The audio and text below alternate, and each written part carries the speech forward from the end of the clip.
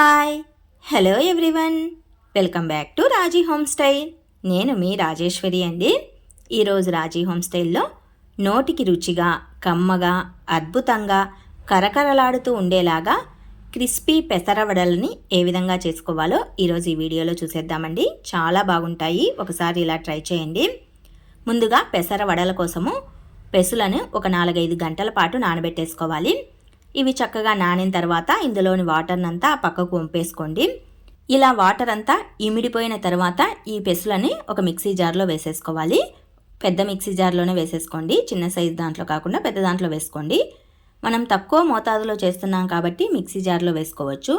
ఎక్కువ మోతాదులో చేసే వాళ్ళైతే గ్రైండర్లో వేసుకోండి, చాలా బాగా వస్తాయి వడలైతే. అన్ని పెసులు వేయకుండా ఒక గుప్పెడమైన పెసలని పక్కకు పెట్టేసుకోవాలి. లాస్ట్లో మిక్స్ చేసుకోవచ్చు ఇవి.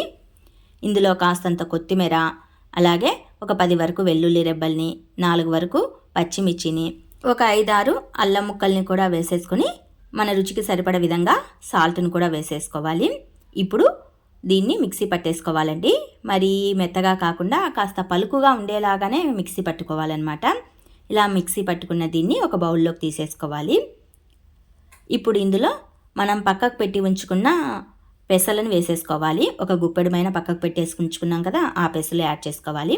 ఇందులోనే ఒక 3 రెమ్మలమైన కరివేపాకు ఆకుల్ని, కట్ చేసి పెట్టి ఉంచుకున్న ఉల్లి ముక్కల్ని, కొద్దిగా కొత్తిమీరని కూడా వేసేసుకోవాలి. మిక్సీ పట్టేటప్పుడు కొత్తిమీర వేసాము, మరి కొద్దిగా మళ్ళీ వేసేసుకోండి, బాగుంటుంది.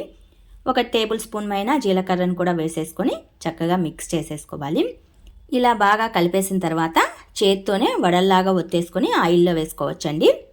ఇలా చేత్తోనే వడల్లాగా ఒత్తుకోలేని వాళ్ళైతే ఏదైనా పాలిథిన్ కవర్ పైన వడల్లాగా ఒత్తేసేసి వడల్లాగా చేసుకొని ఆయిల్లో వేసేసుకోవచ్చు.